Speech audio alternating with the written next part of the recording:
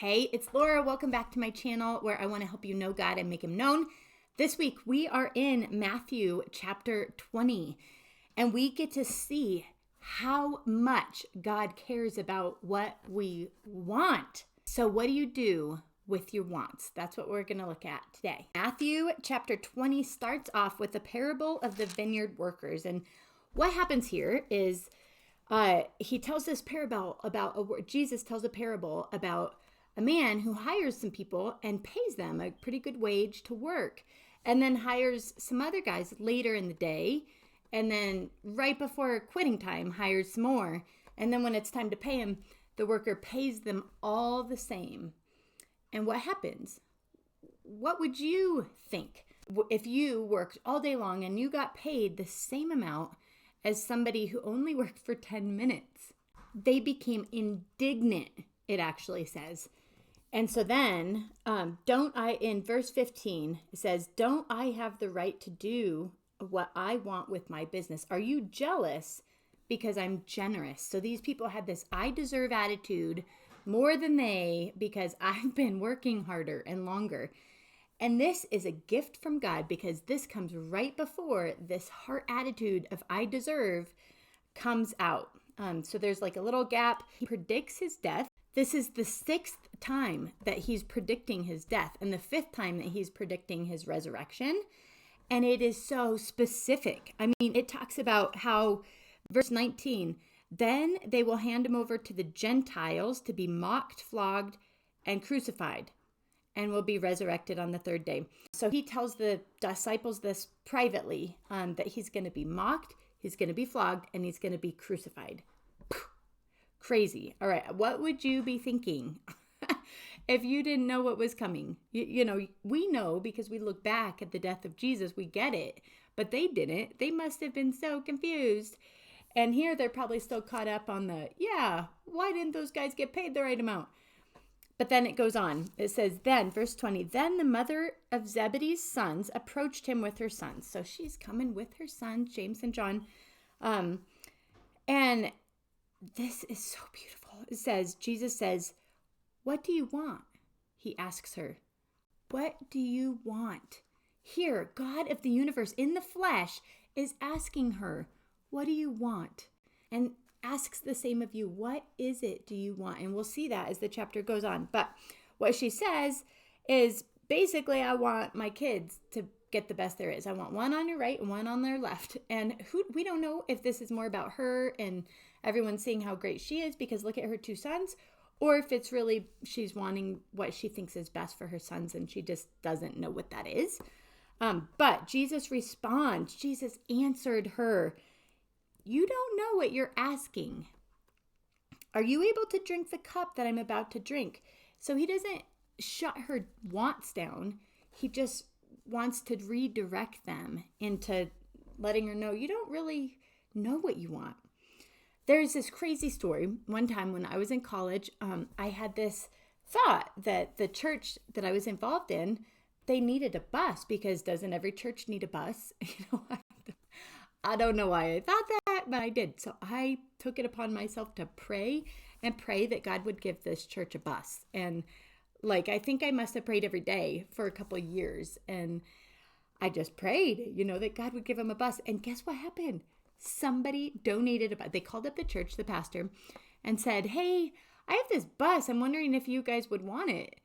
And as the pastor's telling me this, he was like, yeah, it was cool, except we don't need a bus. And I just was so shocked because I was like, I prayed for that. And you don't even want it. You don't even need it.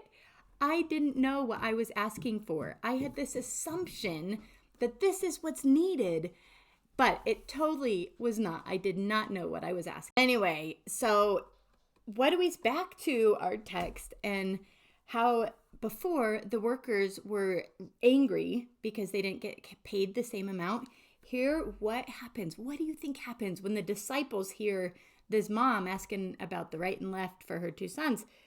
Verse 24, when the 10 disciples heard this, they became indignant with the 2 brothers. So here they had this misplaced anger. that they had this self-righteous, blame shifting. How dare they, when they're actually having the same heart issue themselves, right? But Jesus is so generous. What does he do? He calls them over and says, we're in verse 25. You know that the rulers of the Gentiles dominate over them, and the men of high position exercise power over them. It must not be like that among you. On the contrary, whoever wants to become great among you must become your servant. He's not actually saying, how dare you want something good. He's saying, if you want that, this is the way you go about getting it. And then whoever wants to be first among you must be your slave. So again, he's not actually squishing their wants, saying, don't want that. How dare you want that? He's saying, if that's what you want, this is how you go about it. Not by lording it over people and trying to have power trips and one up and one down people. This is how you go about it. Crazy, right? So then he goes on, just as the Son of Man did not come to be served, but to serve and give his life as a ransom for many. The word life, real, as a total side note, that actually is suke, which means your set of your affections, your soul, your mind, your will, emotions. So even though he did give his physical life, right here, he's actually talking about your mind, your will, and emotions, laying down you for the sake of serving other people, giving up your stuff, your wants, your hopes, your dreams for the sake of serving other people, because that is the example of Jesus. The want is not the problem. It's how we go about getting our wants. Do we take our wants to Jesus and let him help us through it? And then it goes on. This is so cool. It's about the two blind men being healed. They're leaving Jericho. A large crowd is following them. And there is two blind guys sitting on the side of the road. And when they heard that Jesus was coming by, they cried out in a loud voice, Lord, have mercy on us, Son of David. So the crowd, shh, be quiet, be quiet. You know how it seems like the crowd and the disciples are always trying to get people to go away from Jesus. Be quiet, don't bother him. When Jesus is like, bother me, come to me. And we see that they cried out all the more, good for them. And Jesus stopped. He called them, that must have made a huge impact, and said, what do you think? What do you want me to do for you? And then they say, open our eyes. So then, moved with compassion, Jesus touched their eyes. Immediately they could see and they followed him. What do you want? What are your wants? Take them to Jesus.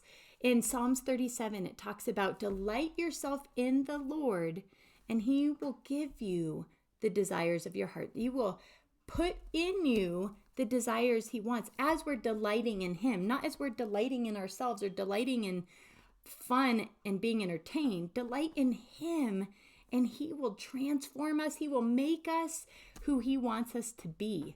And then he will help lead us into the wants that he wants for us, right? So what do we see about God in this chapter? We see that he calls us.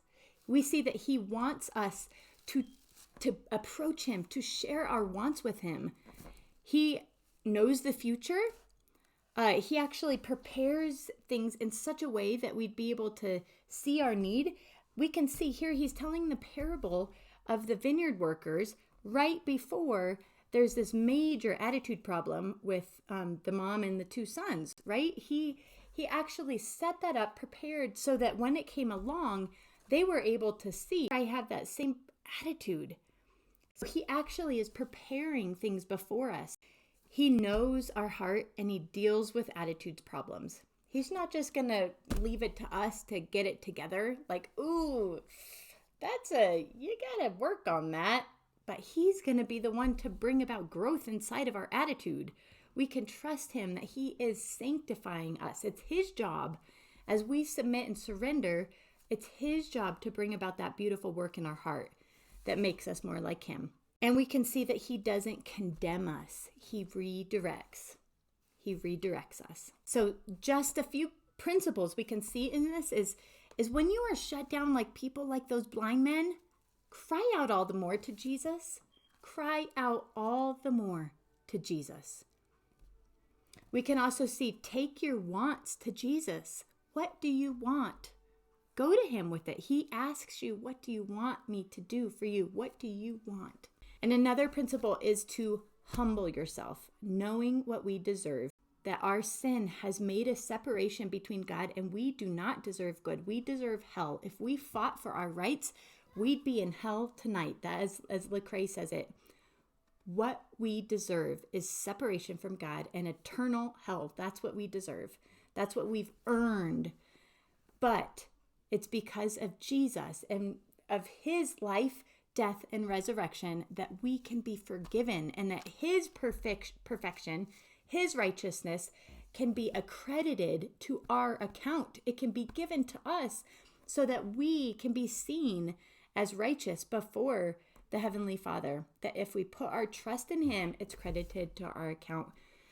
So what we have, we don't deserve. Every good thing that has been given to us, it's because God gave it to us, because he's generous, not because we earned it, not because we're good enough, because what do we have we didn't receive? We came into this earth with nothing, and we will leave with nothing. Everything we have was given to us. So when we have that, I don't deserve to be treated like that, or I don't deserve this, or I deserve better than that, we can remember what's true is, no, we don't. We didn't earn anything good. Everything good was given to us by the good Father who is generous and has lavishly blessed us with every spiritual blessing.